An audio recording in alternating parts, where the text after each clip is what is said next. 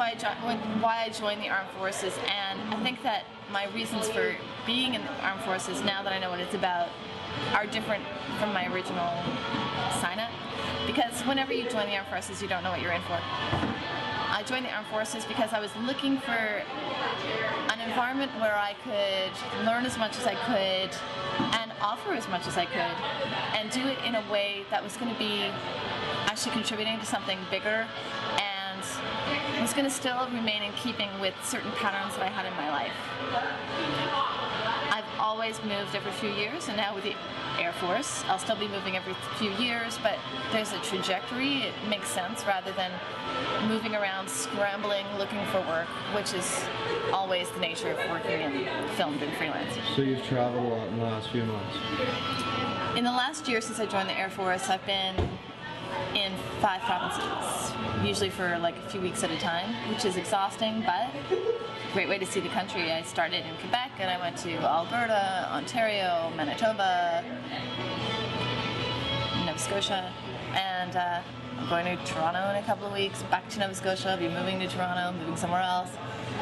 It's a little up in the air. The first year is kind of like that, but yeah, I'm meeting so many people, learning crazy stuff. You don't learn how to coordinate fighter jet stuff and how to manage dogfights in most jobs, you know, it's cool.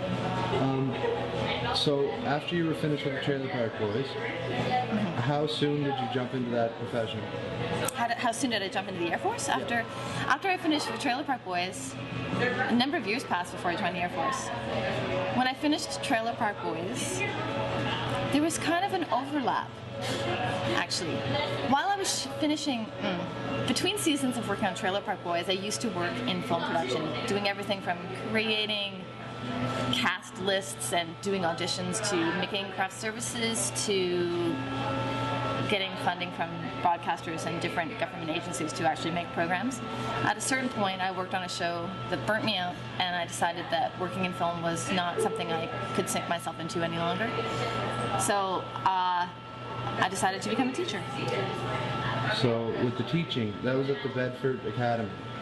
Was it your first teaching job?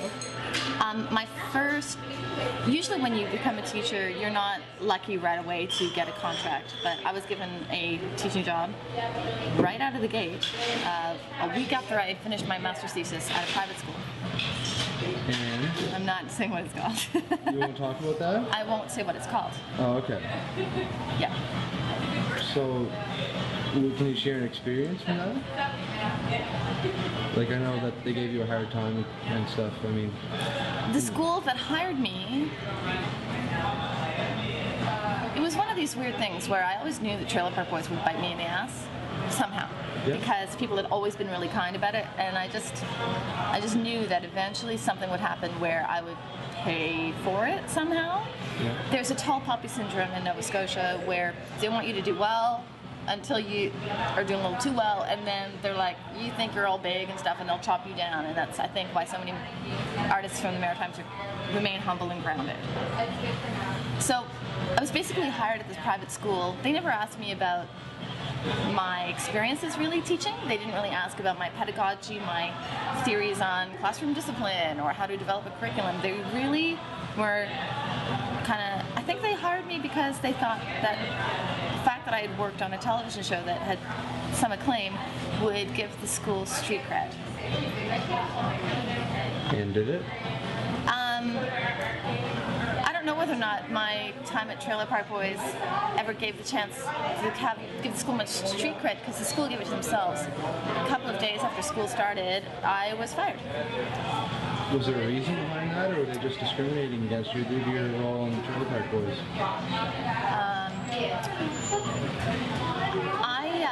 I think that I was discriminated towards and against while working in that position. I think I was hired because I was working on Trailer Park Boys, and I think that once the administration realized that some people found that a little hot and a little controversial, I was quickly dismissed from my position. Do you have any advice for women out there that might be in the same predicament as you, leaning towards the same career? since that happened, okay, first of all, teachers, if you're a woman, you are, because you're working with children, I think that there is an expectation that as a teacher you're to be a virgin and married and be very like innocent and harmless and motherly. And I think that there is a certain perception of what that should be like. But I think that's ridiculous. There would be people who would talk about Trailer Park Boys and whether or not I'd be able to handle not swearing in front of kids. These people would be talking about me while they were drinking a beer, and I'm like, do you get hammered when you're in front of children? Like, I found it discouraging that people were unable to see that you can do one thing and do another thing and do another thing and have a multifaceted life and be able to compartmentalize and see what's appropriate. Give me a break. Look at you now. So you're in the armed forces. Now I'm a lieutenant in the armed forces. That's a step up. Being a lieutenant in the armed forces, you'd think is a step up, but that's just, again, it's perception. Am I working any harder? Am I doing anything that is any more of an addition to society? Knowing what the job is that I'm doing right now, which is learning, versus the job that I was doing before, spending my whole day with young people, trying to get them to become socialized and educated and be able to learn how to deal with other people. I think that immediately that is as important a job, and it was one for which I was getting paid $100 a day. There is something, there's a real imbalance with how teachers are treated.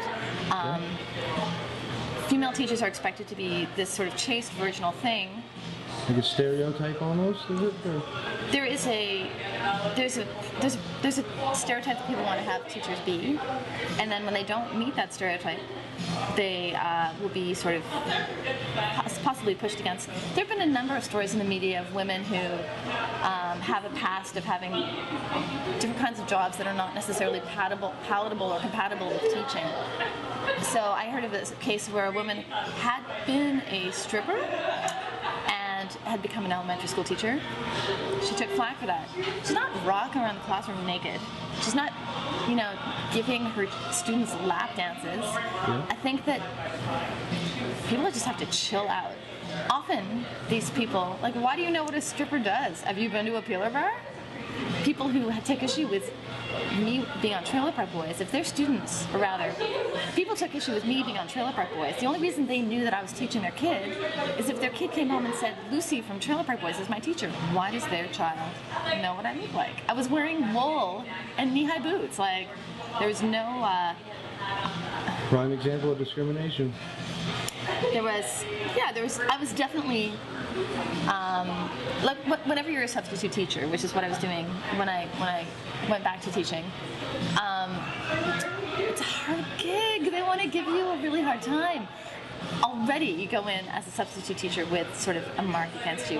And then being recognized by the students, that made my day that much tougher. High school kids would be Googling me in the middle of class. Little kids, like the little ones in grade 3, would be asking me if I really had to make out with Ricky, and I just wouldn't. I'd let them know I didn't think it was appropriate for them to watch, and I'd ask them to give me reasons why, and they'd be like, "Because of the swearing, Misty? Because the illicit drug use, Misty? Because disrespect to police officers?" And I'm like, "Yeah, okay, so they can elicit the reasons why it's not appropriate because they watched it so much," and it was frustrating. I don't blame you for being frustrated. Yeah, and okay, there's one other thing that I wanted to tell you about with this whole thing. It was interesting working on Trailer Park Boys and sort of being celebrated for playing this character that represents the everyman, right? Like, that's why Trailer Park Boys really hit such a responsive chord. Put me in front of children, suddenly the responsive chord, Elna Marsh Paul, suddenly I'm ruining family values. Give me a break. Most of my students probably have single parents, or come from broken homes where there's much more dysfunction and much less caring than is manifested in our little half-hour-long program.